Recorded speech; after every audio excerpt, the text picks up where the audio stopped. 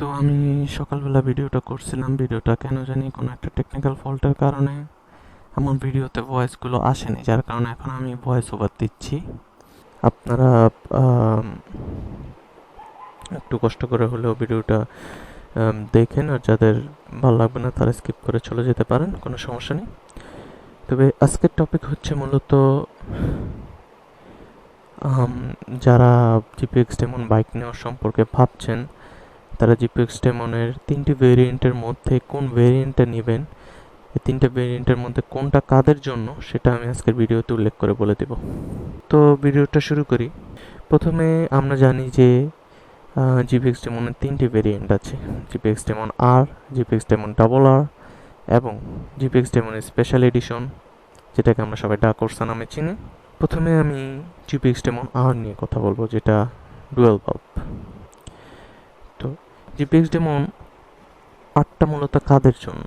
যারা চান অ্যাট্রাকটিভ একটা বাইক, বাজেট কমের ভেতরে হোক, লুক সুন্দর হোক এবং মোটামুটি মাইলেজ একটু ভালো হোক, তাদের জন্য জিপিএক্স ডেমন আরটা। মূলত যারা স্পিড নিয়ে এতটা মাথা ব্যথা করেন না যে স্পিড আমার না, স্পিড আমার এত দরকার নেই, আমার নর্মাল মোটামুটি স্পোর্টস বাইকে যতটুকু থাকা দরকার ততটুকু থাকলে হবে, তারা জিপিএক্স ডেমন আরটা নিতে পারেন অনায়াসে।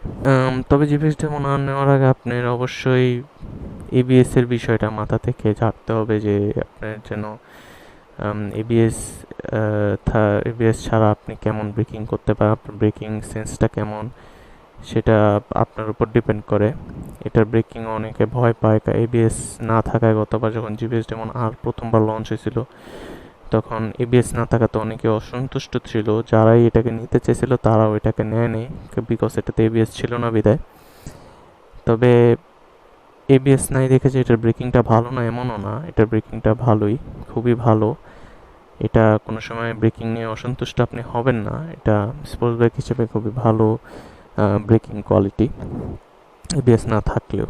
তবে এবিএসটা থাকলে সবার মনে একটা স্বস্তি থাকে, সেফটি থাকে, এটা আমি জানি। তবে যাদের বাজেট কম তারা অবশ্যই জিপিএক্স যেমন আরের দিকে যেতে পারেন, এটাও অনায়াসে আপনার জন্য ভালো হবে। যদি আপনার সার্ভিসিং নিয়ে কোনো প্রকার মাথা ব্যথা না থাকে, যে জিপিএস ডেমন, যে কোনো জিপিএস ডেমন 3টে ভেরিয়েন্টের মধ্যে যে কোনোটাই হোক না কেন, যেটার আপনি পার্স নিয়ে মাথা ব্যথা, আপনার সমস্যা নেই, পার্স নিয়ে কোনো সমস্যা নেই, আপনি পার্স নিতে পারবেন, সমস্যা নেই, প্যারা নিতে রাজি আছেন, তাহলে আপনি এটা নিতে পারেন, কোনো সমস্যা নেই। কারণ এটা পার্স সব জায়গায় অ্যাভেলেবল না, এটা পার্স অর্ডার দিয়ে আনতে হয়, কোম্পানিকে বলতে হয়, অনেক সময় পার্স থাকে না, অনেক সময় ঢাকার মধ্যে পার্স থাকে। আমি নিজে একটা ক্লাস লিভার নিতে গিয়ে অনেকখানি আপনার পেইন সহ্য করতে হয়েছে, অনেকখানি আপনার প্যারা নিতে হয়েছে, 2-3 সপ্তাহের মধ্যে প্যারা নিতে হয়েছে। তবে এটা এখন আর নেই, এখন এটা পার্টস অ্যাভেলেবিলিটি বেড়ে গেছে ঢাকার মধ্যে। আপনি অর্ডার দিলে আপনার কাছে পৌঁছে যাবে, যেখান থেকে অর্ডার দেন না কেন। আর ওনাদের সার্ভিস টিম সবসময় অ্যাক্টিভ আছে। এরপর আমি যে ব্যাগটি নিয়ে কথা বলবো সেটা হচ্ছে জিপিএক্স ডেমন ডাবল আর, যেটাকে আমরা 4 বাল্ব নামে চিনি। জিপিএস ডেমন 4 বাল্ব যখন আবার প্রথম লঞ্চ হয়, যখন আসে জিপিএস ডেমন আনার পরে, তখন এটা খুবই ভালো একটা সাড়া ফেলে, বিশেষ করে যারা স্পিড পাগল আছেন বা যারা পাওয়ার লাভার আছেন, বিশেষ করে যাদের এবিএস দরকার ছিল, তারা এই বাইকটা পেয়ে খুবই সন্তুষ্ট হয়েছে, খুবই খুশি হয়েছে। তাদের মধ্যে অনেকে পরে জিপিএস ডেমন আর আর হাইপ আরও বেশি বাড়ছে, আরও কেনা শুরু হয়েছে। হচ্ছে জিপিএস ডেমন আর হচ্ছে তাদের জন্য যারা মূলত বাইকের মাইলেজ নিয়ে কোনো টেনশন করবে না, বাইকের পার্টস নিয়ে কোনো টেনশন করবে না, যারা শুধু দরকার স্পিড, ঠিক আছে, যাদের দরকার শুধু এবিএস এবং স্পিড এবং লুকস, এই 3টে জিনিস যাদের দরকার, তাদের জন্য এটা most of the good bike. তারা এই বাইকটাকে ইউজ করে স্বস্তিতে থাকবে, যদি তারা অন্য সব দিকগুলো বিবেচনা না করে। এটার মাইলেজ অ্যারাউন্ড আপনার 25 থেকে 30 পাবেন আপনি হাইস্ট গেলে। আর জিপিএস যেমন যেটা 2 বাল্ব, এটার আপনি মাইলেজ পাবেন 40। আমি অনেস্টলি 40-42 এরকমই পাইছি। তবে আপনার শুরুর দিকে একটু কম পেতে পারেন ব্রেকিং পিরিয়ডের সময়, তবে ব্রেকিং পিরিয়ডটা পার হয়ে গেলে আপনারা 40-42ও ইজিলি পেতে পারেন। আর সবসময় আপনি সিটিতে 35-38 মিনিমাম আপনি পাবেন, এটাতে কোনো প্রকারের সন্দেহ নেই। তবে যদি বাইক ভালোভাবে সার্ভিস করানো থাকে তবে। আর ডাবল আর যেহেতু স্পিড বেশি, পাওয়ার বেশি, আর আমরা সবাই জানি 4 বাল্ব যেহেতু, সেহেতু তেলটা একটু বেশিই খাবে, এটাই স্বাভাবিক। আচ্ছা, স্পিডের সাথে ব্রেকিং কোয়ালিটিও ভালোই দেওয়া আছে, এবিএস দেওয়া আছে, সুতরাং এটাও একটা সেফটি সম্পন্ন বাইক। এটা চাইলে যাদের একটু বাজেটের সমস্যা নাই তারা এটা নিতে পারেন। এরপর ডার্ক হর্সের কথা, আসলে তিনটা বাইকই সিমিলার, এর মধ্যে তেমন এত পার্থক্য নেই, হয়তো এবিএস এর স্পিডের দিক দিয়ে পাওয়ারের দিক দিয়ে পার্থক্য একটু, এছাড়া তেমন কোনো পার্থক্য নেই। এটা হলো স্পেশাল এডিশন জিপিএস ডেমনের, এটা আমরা সবাই জানি। এই দ্য কোর্সাটা কালার কোয়ালিটি, বিল্ড কোয়ালিটি একই, তবে কালার কোয়ালিটি একটু ভিন্ন, একটু প্রিমিয়াম টাইপের, যেহেতু স্পেশাল এডিশন। এবং এটার মধ্যে আপনারা একটু পাওয়ার আরআরের তুলনায় একটু বেশি পেয়ে যাচ্ছেন। এটাতে আপনারা স্পিডটাও আরআরের তুলনায় বেশি পেয়ে যাচ্ছেন।